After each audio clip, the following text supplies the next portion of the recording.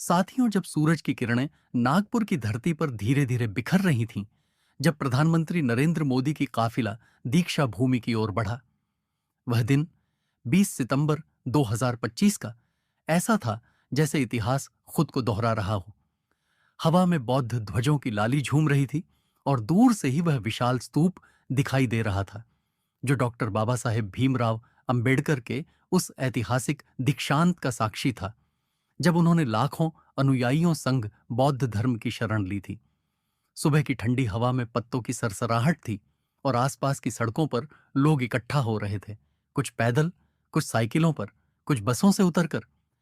दीक्षा भूमि के चारों ओर सुरक्षा के कड़े इंतजाम थे, लेकिन उत्साह की लहर ऐसी थी कि हर चेहरा चमक रहा था। प्रधानमंत्री का काफिला, काले रंग की एसयूवी गाड़ियों का लंबा सिलसिला धीरे धीरे आगे बढ़ रहा था।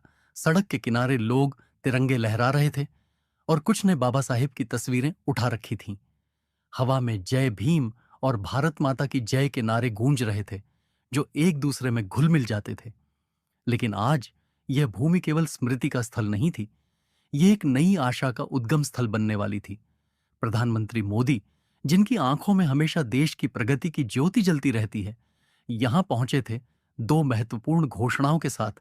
ऐसी घोषणाएं जो न केवल दीक्षा भूमि को नया जीवन देंगी, बल्कि बाबा साहेब के संघर्षों को जीवंत कर देंगी, ताकि नई पीढ़ियां उनके दर्द को महसूस करें, उनके सपनों को अपनाएं। काफिले की गाड़ियां रुकने लगीं और मोदी जी बाहर निकले, सफेद कुर्ता पायजामा में, चेहरे पर वही मुस्कान जो लाखों दिलों को जोड़ती है। उनके साथ केंद्रीय मंत्री थे, स्थानीय नेता थे और सुरक्षाकर्मी। चारों ओर लोग तालियां बजा रहे थे और कैमरों की फ्लैशलाइट्स चमक रही थीं। मोदी जी ने हाथ जोड़कर सबको नमस्कार किया और धीरे धीरे मंच की ओर बढ़े। मोदी जी जब मंच पर चढ़े तो सन्नाटा छा गया। उनके चेहरे पर वही संकल्प था जो गुजरात के एक छोटे से गांव से दिल्ली की कुर्सी तक ले आया था। उनके पीछे दीक्षा भूमि का विशाल स्तूप खड़ा था, जैसे कोई रक्षक देवता। स्तूप की सफेद दीवारें सूरज की रोशनी में चमक रही थीं और उसके चारों ओर फूलों की मालाएं लटक रही थीं। चारों ओर लाखों लोग थे, दलित समाज के युवा जो टी शर्ट पर जय भीम लिखवाए हुए थे, बौद्ध भिक्षु नारंगी वस्त्रों में ध्यानमग्न, महिलाएं जो आंसुओं से भरी आंखों से उन्हें निहार रही थीं, और बच्चे जो हाथों में तिरंगे लहरा रहे थे। हवा में अगरबत्ती की महक फैली हुई थी और दूर से ढोल नगाड़ों की आवाज आ रही थी। मंच पर बड़े बड़े स्पीकर लगे थे और स्क्रीन पर बाबा साहेब की तस्वीरें चल रही थीं। मोदी जी ने माइक थामा और उनकी आवाज, जो हमेशा देश को एक सूत्र में बांध देती है, गूंज उठी। मेरे प्यारे देशवासियों, उन्होंने कहा, आज हम यहां दीक्षा भूमि पर खड़े हैं, जहां बाबा साहेब ने न केवल अपना धर्म बदला, बल्कि पूरे भारत के दलितों के लिए एक नई जिंदगी का द्वार खोला। यह भूमि केवल पत्थरों का ढेर नहीं है, यह संघर्ष की मूर्ति है, समानता की ज्योति है। और आज मैं दो ऐसी घोषणाएं करने जा रहा हूं जो इस भूमि को अमर बनाएंगी और बाबा साहेब के सपनों को साकार करेंगी। उनकी आवाज में वह गहराई थी जो हर शब्द को जीवंत कर देती थी। लोग चुपचाप सुन रहे थे, कुछ ने मोबाइल निकालकर रिकॉर्डिंग शुरू कर दी थी। हवा में एक तनाव था, एक उत्सुकता, जैसे हर कोई जानना चाहता हो कि क्या होने वाला है। पहली घोषणा की बात करते हुए मोदी जी की आंखें चमक उठीं। उन्होंने हाथ फैलाए, जैसे पूरे विश्व को आलिंगन में ले रहे हों। सबसे पहले उन्होंने कहा, मैं घोषणा करता हूं कि दीक्षा भूमि का पूर्ण नवीनीकरण किया जाएगा। यह नवीनीकरण केवल भवनों का नहीं होगा। मेरे भाइयों और बहनों, हम इस भूमि को एक विश्व स्तरीय स्मारक में बदलेंगे। कल्पना कीजिए, हरे भरे उद्यान, जहां बौद्ध ध्यान के लिए शांतिपूर्ण स्थल होंगे, जहां लोग बैठकर ध्यान कर सकें, पक्षी चहचहाएं और फूलों की महक फैले। आधुनिक संग्रहालय, जहां बाबा साहेब के जीवन की हर घटना जीवंत हो उठेगी, उनके जन्म से लेकर संविधान निर्माण तक की कहानियां, फोटोज, दस्तावेज और इंटरेक्टिव डिस्प्ले। हम डिजिटल स्क्रीनें लगाएंगे जो उनके भाषणों को दोहराएंगी, उनके संघर्षों को वर्चुअल रियलिटी में जीने का अवसर देंगी। आप हेडसेट लगाकर महसूस कर सकेंगे कि महाड़ सत्याग्रह में खड़े होना कैसा लगता है, या पूना पैक्ट के दौरान की बहसें कैसी थीं। और पर्यटन का क्या? हम दीक्षा भूमि को राष्ट्रीय पर्यटन सर्किट का हिस्सा बनाएंगे। लाखों पर्यटक यहां आएंगे, विदेशी यात्री जो बौद्ध इतिहास की जड़ें खोजने को उत्सुक होंगे, जो थाईलैंड या जापान से आएंगे और यहां की शांति में डूबेंगे। भारतीय जो समानता की इस पवित्र भूमि पर सिर झुकाएंगे और अपने बच्चों को बताएंगे कि यह जगह क्या महत्व रखती है। हम हाई स्पीड ट्रेन कनेक्टिविटी लाएंगे, नागपुर से सीधे लिंक, ताकि दिल्ली, मुंबई या कोलकाता से लोग आसानी से पहुंच सकें। होटल और गेस्ट हाउस बनवाएंगे, लेकिन सब कुछ पर्यावरण अनुकूल।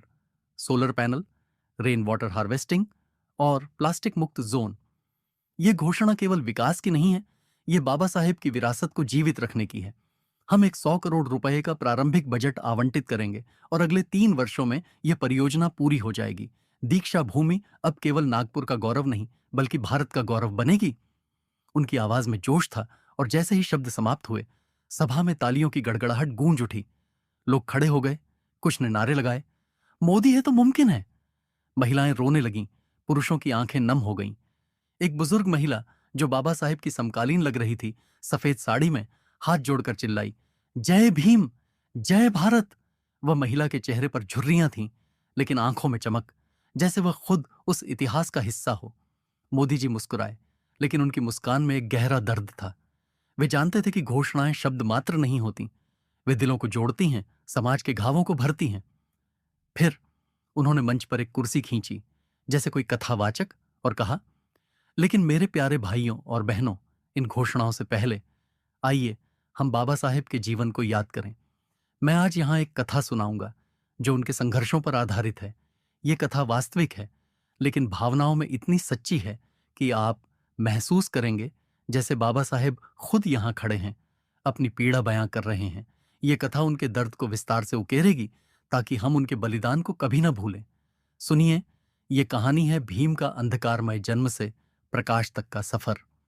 और तब शुरू हुई वह कथा मोदी जी की आवाज में, जो इतनी भावुक थी कि हवा भी रुक सी गई। कल्पना कीजिए, मध्य प्रदेश के महू नामक स्थान पर वर्ष 1891 का वह 14 अप्रैल का दिन।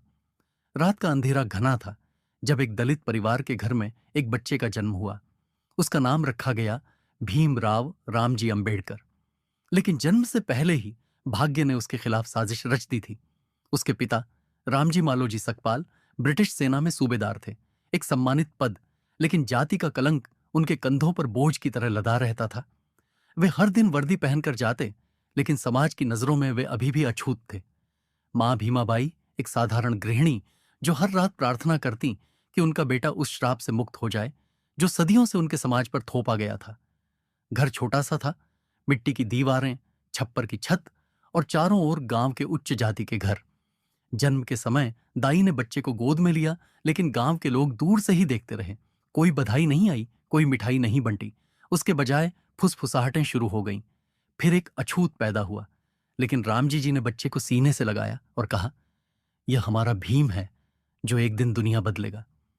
जन्म के कुछ दिनों बाद परिवार को पता चला कि गांव के कुएं से पानी लेने में और मुश्किल होगी, क्योंकि अब एक और अछूत परिवार का सदस्य था।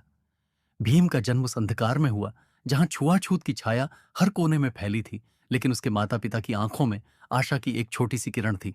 भीम का बचपन, ओ मेरे भाइयों, एक कभी ना समाप्त होने वाले यातना का सिलसिला था। कल्पना कीजिए उस छोटे से बालक को, जिसकी आंखें किताबों की भूख से चमकती थीं, लेकिन स्कूल का दरवाजा उसके लिए बंद था। परिवार सतारा चला गया, जहां पिता की पोस्टिंग हुई। सतारा के राजवाड़ा हाई स्कूल में जहां वह पढ़ने गया, शिक्षक ने उसे कक्षा के बाहर बिठा दिया। तू अछूत है भीम, उन्होंने कहा, तेरी छाया से हमारी पवित्रता दूषित हो जाएगी। छोटा भीम, मात्र 7 वर्ष का, जमीन पर चटाई बिछाकर बैठा, बाहर की धूप में। उसके सहपाठी अंदर हंसते खेलते, किताबें पढ़ते, और वह बाहर से झांककर सपने बुनता। शिक्षक की आवाज बाहर तक आती, लेकिन भीम को छूने की इजाजत नहीं। एक दिन बारिश हो रही थी, पानी की बूंदें उसके सिर पर गिर रही थीं, किताबें गीली हो रही थीं, और शिक्षक ने कहा, तू अंदर मत आना, वरना कक्षा गंदी हो जाएगी। भीम ने अपनी किताबें ओढ़ लीं, लेकिन आंसू किताबों के पन्नों पर गिरे। वह रोया नहीं, बल्कि मन ही मन संकल्प लिया, मैं पढ़ूंगा, चाहे आकाश गिर जाए। घर लौटकर मां ने उसके गीले कपड़े देखे तो उनका हृदय विदीर्ण हो गया। बेटा, उन्होंने कहा, यह दुनिया अन्याय की है, लेकिन तू प्रकाश बनना। मां ने उसे सूखे कपड़े पहनाए, गर्म दूध पिलाया और कहानी सुनाई उन पूर्वजों की जो सदियों से दबे हुए थे। वह रात भीम ने पहली बार सपना देखा, एक ऐसा भारत जहां हर बच्चा समान हो, जहां स्कूल के दरवाजे सबके लिए खुले हों, लेकिन सुबह उठकर फिर वही स्कूल, वही अपमान। सहपाठी उसे महार कहकर चिढ़ाते, पत्थर फेंकते और भीम चुपचाप सहता, क्योंकि वह जानता था कि शिक्षा ही उसका हथियार है। लेकिन संघर्ष तो अभी शुरू ही हुआ था। परिवार की आर्थिक तंगी ने भीम को और तोड़ दिया। पिता की पेंशन से घर चलता था, लेकिन भाई बहनों की संख्या 14 थी, जिसमें से कई बचपन में ही गुजर गए। भीम को मजदूरी करनी पड़ी। कल्पना कीजिए, 10 वर्ष की उम्र में एक बालक को खेतों में काम करते हुए। उच्च जाति के जमींदार चिल्लाते, जल्दी काम कर, नीच, तेरी मेहनत से हमारी फसल पवित्र होगी। भीम के हाथों में फावड़ा था, पीठ पर बोझ, लेकिन दिल में विद्रोह की चिंगारी। वह दिन भर काम करता, शाम को घर लौटता और रात में लालटेन की रोशनी में पड़ता। एक दिन थकान से चूर वह पानी पीने गया। कुएं पर पहुंचा तो जमींदार ने लाठी भांज दी। तू इस पवित्र जल को गंदा करेगा। लाठी उसके सिर पर लगी, खून बहने लगा। भीम गिर पड़ा, दर्द से कराहा, लेकिन उठा और भागा नहीं। खड़ा होकर बोला, एक दिन मैं ऐसा कानून बनाऊंगा कि पानी सबका अधिकार बनेगा। वह घटना उसके जीवन का पहला विद्रोह थी। घर लौटकर बहन मंजुला ने उसके घाव धोए, मरहम लगाया। भाई, उसने कहा, हमारे पूर्वजों ने सदियों का दर्द सहा, तू सह मत, लड़। मंजुला की आंखों में आंसू थे और भीम ने उसे गले लगाया। वह रात भूखे पेट सोया, लेकिन सपनों में किताबें उड़ रही थीं, कानून की किताबें जो अन्याय को मिटा देंगी। परिवार मुंबई चला गया, जहां पिता ने उसे गवर्नमेंट हाई स्कूल में दाखिला दिलाया, लेकिन वहां भी वही कहानी। स्कूल के बाद हाई स्कूल का समय आया। मुंबई के एल्फिंस्टन हाई स्कूल में दाखिला हुआ, लेकिन छुआछूत का भूत पीछा न छोड़ा। हॉस्टल में उच्च जाति के लड़के उसके बिस्तर को जलाने की धमकी देते। तू यहां क्यों आया, अछूत? वे हंसते, उसकी किताबें फेंक देते। भीम चुपचाप सहता, रातें जागकर पढ़ता। वह लाइब्रेरी में जाता, लेकिन लाइब्रेरियन रोक देता। तू किताबें मत छू, अपवित्र हो जाएंगी। तो भीम बाहर खड़ा रहता, सहपाठी से किताबें उधार मांगता। एक रात जब सभी सो रहे थे, एक लड़के ने उसके थाली में कालिख मिला दी। भीम ने सुना, लेकिन भूखा होने से बेहतर था खाना। यह अपमान है, उसने मन में कहा, लेकिन ज्ञान इससे बड़ा है। उसके गुरु कृष्णाजी अर्जुन केलुस्कर ने पहली बार सहारा दिया। उन्होंने भीम को अपना घर खोल दिया। बेटा, केलुस्कर जी ने कहा, तू प्रतिभाशाली है, जाति तेरी बेड़ी नहीं बनेगी। वह घर जहां भीम को पहली बार सम्मान मिला, उसके लिए स्वर्ग था। केलुस्कर जी ने उसे बौद्ध धर्म की किताबें दी और कहा, यहां समानता है। लेकिन बाहरी दुनिया क्रूर थी। मैट्रिक पास करने के बाद नौकरी ढूंढने गए तो हर दरवाजा बंद। दलित को नौकरी? हास्यास्पद। वे हंसते। भीम ने फैसला किया, मैं खुद का रास्ता बनाऊंगा। वर्ष 1911 का वह दिन, जब भीम ने एल्फिंस्टन कॉलेज में प्रवेश लिया, लेकिन संघर्ष और गहरा हो गया। लाइब्रेरी में घुसते ही लाइब्रेरियन ने रोका। तू अंदर मत आ, तेरी सांस से किताबें अपवित्र हो जाएंगी। भीम बाहर खड़ा रहा, किताबें झांक कर पढ़ी। बारिश हो, धूप हो, वह वहीं। सहपाठी चुपके से किताबें बाहर लाते, लेकिन खतरा था। एक दिन पकड़े गए। तुम लोग अछूत के साथ? उच्च जाति के लड़कों ने मारपीट की। भीम के चेहरे पर घूंसे पड़े, खून बहा, लेकिन उसने जवाब दिया शब्दों से। शिक्षा ही समानता लाएगी, उसने कहा। उस रात अकेले में रोया भीम। भगवान, उसने प्रार्थना की, क्यों यह अन्याय?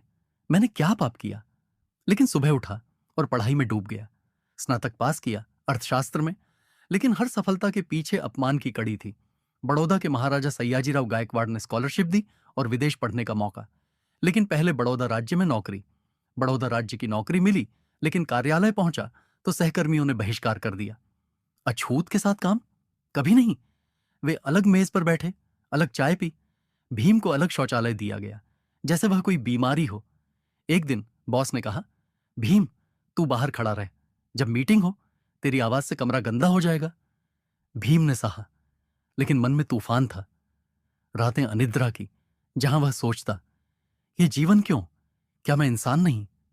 लेकिन फिर एक पत्र आया, अमेरिका जाने का, कोलंबिया यूनिवर्सिटी। कल्पना कीजिए उस जहाज को जो भारत से अमेरिका ले गया। समुद्र की लहरें गाती, स्वतंत्रता आ रही है। अमेरिका पहुंचा, लेकिन वहां रंगभेद। Black Indian. वे हंसते। फिर भी भीम ने पढ़ा, एमए किया फिर पीएचडी। उसका थीसिस था devolution of provincial finance in British India. लेकिन लौटने पर फिर वही, कोई नौकरी नहीं क्योंकि जाति। लंदन गया, ग्रेज इन से बैरिस्टर बना, लेकिन भारत लौटकर फिर अपमान। 1917 में सिडनहम कॉलेज में प्रोफेसर बना, लेकिन सहकर्मी विरोध करते। दलित टीचर, वे इस्तीफा मांगते। भीम ने सहा और छात्रों को पढ़ाया। 1919 में रमाबाई से शादी हुई। रमाबाई साधारण परिवार से, लेकिन समर्पित। बच्चे हुए यशवंत, रामेश, राजारतन, गंगाधर, लेकिन गरीबी। कई बच्चे बचपन में गुजर गए, दुख की लहरें आईं। भीम ने वकालत शुरू की, लेकिन कोर्ट में जज हंसते। दलित वकील, मजाक है, मुवक्किल नहीं मिलते। एक दिन एक गरीब दलित महिला आई। साहब, मेरे पति को ऊंची जाति ने मार दिया। भीम ने केस लड़ा, लेकिन सिस्टम पक्षपाती था, हार गया। सिस्टम अन्यायी है, वह रोया। फिर सामाजिक आंदोलन शुरू। 1927 का महाड़ सत्याग्रह। कल्पना कीजिए, वह चावदार तालाब जहां दलित पानी पीने गए। उच्च जातियों ने पत्थराव किया, लाठियां चलाईं। भीम आगे बढ़ा, पानी पिया। यह मेरा अधिकार है, चिल्लाया। पुलिस ने गिरफ्तार किया। जेल में कठोर श्रम, लेकिन बाहर आया तो हजारों अनुयायी। जय भीम की गूंज। वह आंदोलन समानता की पहली जीत थी, जहां अदालत ने दलितों के पक्ष में फैसला दिया। फिर 1930 का नासिक का कालाराम मंदिर आंदोलन। मंदिर के दरवाजे दलितों के लिए बंद। भीम ने 5 वर्ष तक सत्याग्रह किया। हजारों लोग शामिल, महिलाएं भी। बारिश में भीगते, गर्मी में तपते। पुलिस की लाठियां खाईं, लेकिन डटे रहे। मंदिर सबका है। 19 दिसंबर 1927 को महाड़ में मनुस्मृति की होली जलाई। यह अन्याय की किताब है। आग की लपटें आसमान छुईं और ब्राह्मणों का विरोध बढ़ा। हमले हुए, धमकियां मिलीं, घर पर पत्थर फेंके गए, बच्चे डरते। रमाबाई ने कहा, जी पति बस करो, परिवार की चिंता करो। लेकिन भीम ने गले लगाया, ये मां भारती के लिए है। रमाबाई ने सहारा दिया, लेकिन 1935 में उनका देहांत हो गया। टूट गए भीम। राजनीति में प्रवेश। 1937 में इंडिपेंडेंट लेबर पार्टी बनाई। चुनाव लड़ा, जीता, लेकिन ब्राह्मणों का विरोध। दलित विधायक, देश का अपमान, धमकियां।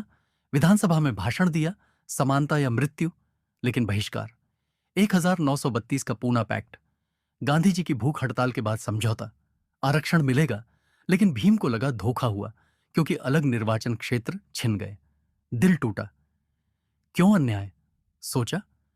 द्वितीय विश्व युद्ध में ब्रिटिश सरकार के साथ काम किया, लेबर मिनिस्टर बना। लेकिन आजादी की लड़ाई में गांधी कांग्रेस से मतभेद। साइमन कमीशन का बहिष्कार किया। साइमन गो बैक, चिल्लाए।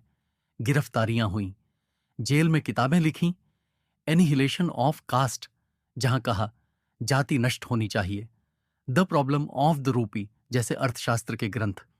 आजादी के बाद 1947 में संविधान सभा के अध्यक्ष बने। कल्पना कीजिए उस हॉल को, जहां भीम रात दिन काम करते। 3 साल, हजारों पन्ने। समानता, स्वतंत्रता, बंधुता लिखा, लेकिन स्वास्थ्य खराब, डायबिटीज, जोड़ों का दर्द। एक रात नेहरू जी आए। बाबा साहेब आराम करो। लेकिन भीम ने कहा, देश पहले। संविधान पास हुआ। 26 जनवरी 1950 को गणतंत्र दिवस। लेकिन दिल में दर्द। कागज पर समानता, जमीन पर नहीं। छुआछूत के खिलाफ कानून बनाया, लेकिन अमल न हुआ। हिंदू कोड बिल लाए, महिलाओं के अधिकार के लिए, लेकिन विरोध में इस्तीफा देना पड़ा। और अंत में वह ऐतिहासिक दिन, 14 अक्टूबर 1956 का नागपुर की दीक्षा भूमि। लाखों दलित इकट्ठा। भीम, अब बाबा साहेब, बौद्ध भिक्षुओं संघ। मैं बौद्ध धर्म अपनाता हूं। धम्मचक्र प्रवर्तन, आंसू बहते। अब समानता मिलेगी। लेकिन स्वास्थ्य गिरा। दिल्ली लौटे, लेकिन शरीर ने साथ छोड़ा। 6 दिसंबर 1956 को अंतिम सांस। मैंने जो किया अधूरा है, पूरा करो। मोदी जी की आवाज रुक गई। सभा में सिसकियां गूंज रही थीं। उन्होंने कहा, लेकिन बाबा साहेब के दर्द को महसूस कीजिए। उनके संघर्ष ने हमें संविधान दिया। आज हम उनकी स्मृति में दूसरी घोषणा करते हैं। हम बाबा साहेब के जीवन पर आधारित एक राष्ट्रीय फिल्म और ड्रामा सीरीज बनाएंगे, जो स्कूलों में दिखाई जाएगी। उनके संघर्षों को कला के माध्यम से जीवंत करेंगे, अभिनेताओं से, संगीत से, जहां हर दृश्य उनके दर्द को दिखाए। 100 करोड़ रुपए का फंड। यह घोषणा उनके सपनों को नई पीढ़ी तक पहुंचाएगी, लोग खड़े हो गए। जय भीम, जय मोदी गूंजा। मोदी जी उतरे, लोगों से मिले, एक बच्चे को गोद में उठाया। तू बाबा साहेब जैसा बनेगा। आंसू बहते रहे। दीक्षा भूमि अब नई सुबह की प्रतीक बन चुकी थी। सभा समाप्त हुई, लेकिन दिलों में वह कथा जीवित रह गई, जैसे बाबा साहेब खुद वहां थे, मुस्कुराते हुए। प्रधानमंत्री का काफिला लौटा, लेकिन नागपुर की हवा में आशा की महक बिखर गई। लोग घर लौटे, लेकिन मन में संकल्प लेकर बाबा साहेब के सपनों को साकार करने का। वह दिन इतिहास बन गया, जहां घोषणाएं नहीं बल्कि भावनाएं जीतीं। अगर आपको हमारा वीडियो पसंद आया हो तो लाइक करना न भूलें, चैनल को सब्सक्राइब जरूर करें ताकि आने वाले नए वीडियो सबसे पहले आप तक पहुंचें। अपनी राय और सुझाव हमें कमेंट में जरूर बताएं, हमें आपसे सुनना अच्छा लगेगा। वीडियो को अपने दोस्तों और परिवार के साथ शेयर करें ताकि और लोग भी इसका लाभ उठा सकें। मिलते हैं अगले वीडियो में। धन्यवाद।